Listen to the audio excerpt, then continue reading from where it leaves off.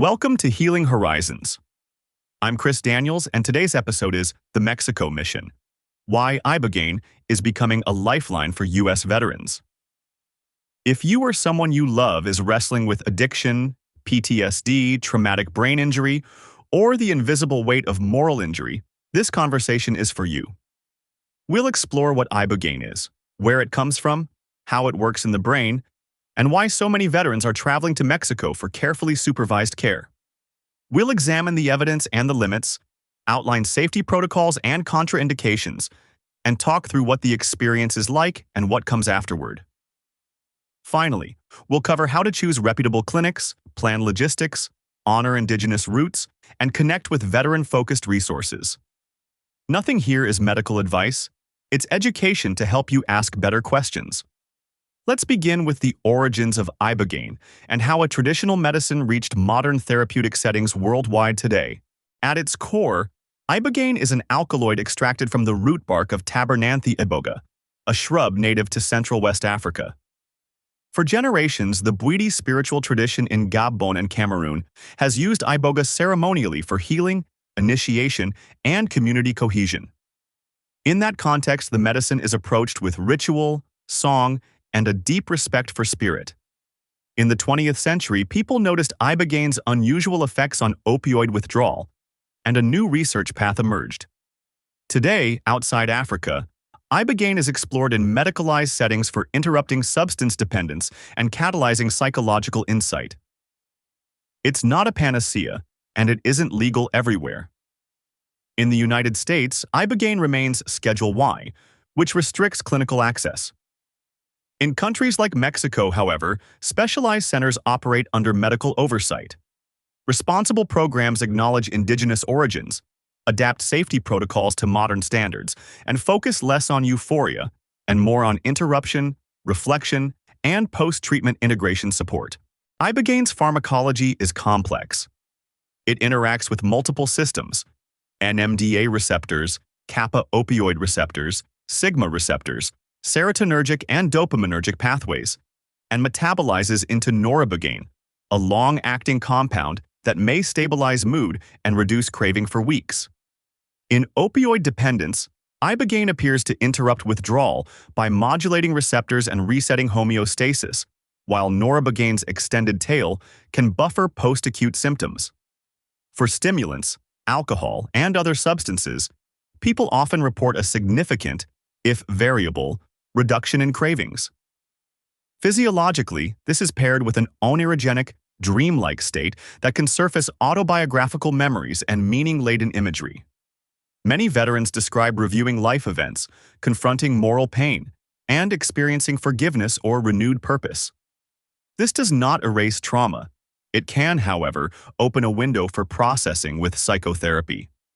Think of Ibogaine as a catalytic reset, neurochemical, psychological, and existential, whose impact depends on preparation, medical safety, and the integration that follows in everyday life. Results vary. Setbacks remain possible without ongoing support. So why are U.S. veterans traveling to Mexico? First, access. Because Ibogaine is Schedule 1 in the United States, there are no licensed treatment clinics, no standardized medical pathways, and limited funding for therapeutic use. Mexico's legal framework allows specialized centers to operate with physician oversight, cardiac monitoring, and hospital partnerships, creating regulated pockets of care. Second, many veteran-focused programs in Mexico tailor intakes, dosing strategies, and integration to military culture, pairing Ibogaine with trauma. Informed psychotherapy, breathwork, and peer support. Third, cost.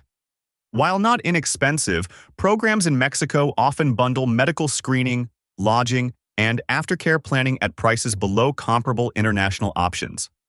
Finally, community trust. Veterans talk to veterans, and word of mouth about safety and outcomes spreads quickly. That said, quality varies widely, making rigorous vetting essential. Travelers should prioritize medical credibility, transparency, and aftercare depth over marketing claims or quick-fix promises. Ask difficult questions and verify every credential before committing. veteran suffering rarely fits neatly into one diagnosis. Many arrive with layered opioid or alcohol dependence, chronic pain, hypervigilance, nightmares, blast-related TBI symptoms, and the moral injuries that come from split-second decisions under impossible conditions. Standard care helps, yet some find themselves stuck, tolerant to medications, fatigued by talk therapy, and disconnected from meaning. Ibogaine does not replace comprehensive care, but it offers a powerful interrupt paired with an introspective state that can knit together biology and biography. The reset can soften withdrawal, quiet cravings, and surface insight into shame, grief, and purpose. For TBI-related issues, some report improved headache patterns and sleep, though mechanisms remain unclear and results vary. Crucially, many veterans feel seen in veteran-specific cohorts, where language, humor, and ritual resonate. The medicine is one piece. Trust, cultural competence, and disciplined follow-through are equally decisive for sustainable change. Structure, accountability, and family engagement further reinforce the gains made. Let's talk evidence. We have decades of case reports, observational studies, and program evaluations suggesting Ibogaine can interrupt opioid withdrawal, reduce cravings across substances, and catalyze psychological change.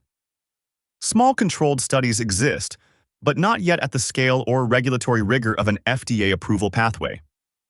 Safety events, including rare fatalities, are documented, almost always linked to pre-existing cardiac issues, drug interactions, or inadequate medical oversight. For PTSD and moral injury, evidence is emerging. Improvements in depression, anxiety, and post-traumatic symptoms have been reported, but mechanisms and durability remain under investigation. Realistic expectations matter. Ibogaine is not a cure. It's an opportunity. Many veterans experience a dramatic shift followed by a demanding integration period. Others need staged dosing or additional therapies to consolidate gains. Outcomes correlate with screening quality, abstinence preparation, medical monitoring, and long-term support. Transparency about risks, limits, and uncertainty is a hallmark of ethical care and responsible programs. Safety is the spine of Ibogaine therapy. Thorough screening typically includes a cardiac evaluation with 12-lead EKG to assess QTC interval and rhythm, comprehensive metabolic panel with liver function tests, electrolytes, and, when indicated, echocardiogram or stress testing. A detailed psychiatric history helps flag psychosis, bipolar mania, or unstable suicidality, which are generally contraindications. Medication review is crucial. Certain drugs must be tapered and discontinued with medical guidance well before arrival because they can interact dangerously or mask withdrawal.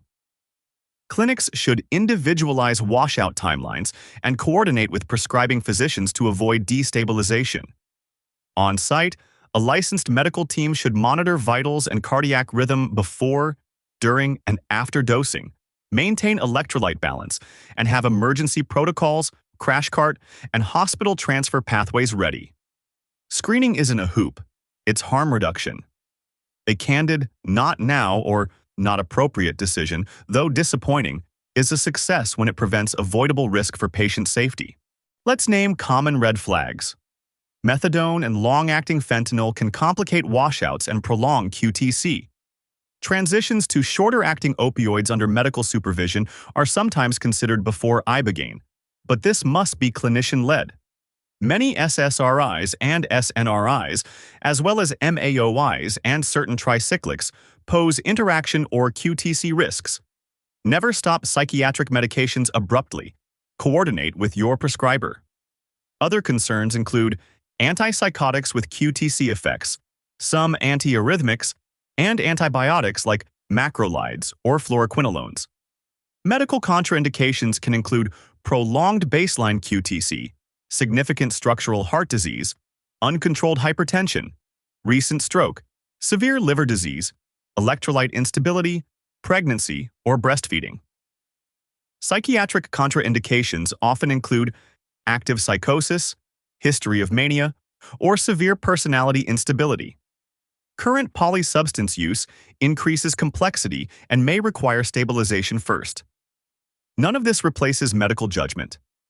The headline, Ibogaine belongs within a physician-supervised plan that balances risks, creates redundancy, and prioritizes the person over any protocol. Timing, dosage, and setting must align carefully. What does excellent care look like in Mexico?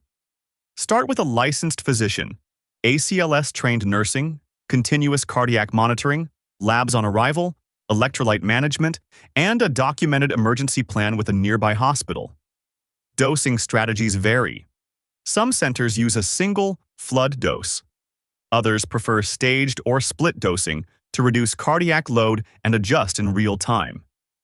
The experience often unfolds over 12 to 24 hours of wakeful, dreamlike imagery with ataxia and sensitivity to light and sound. Patients typically fast beforehand, are positioned safely, and are assisted for bathroom needs to prevent falls. Clinicians track QTC and vitals, pause if concerns arise, and resume only if parameters normalize.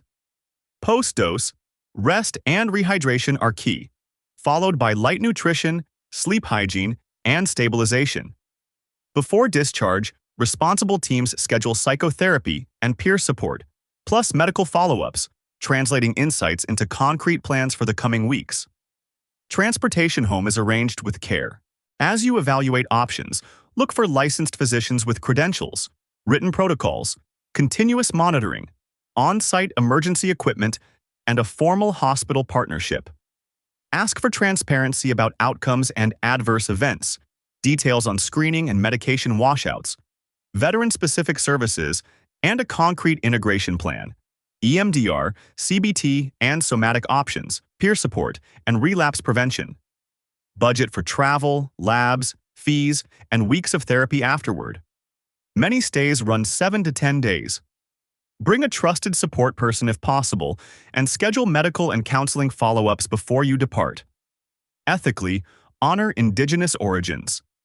Seek programs that acknowledge Bwiti lineages. Avoid hype, ensure informed consent, and never pressure you to proceed. Veterans can explore nonprofits offering education, grants, and peer networks that continue long after treatment. Hope, with caution, is our theme. Ibogaine can open a door, preparation, teamwork, habit change, and family involvement help you walk through it. I'm Chris Daniels. Thanks for joining Healing Horizons.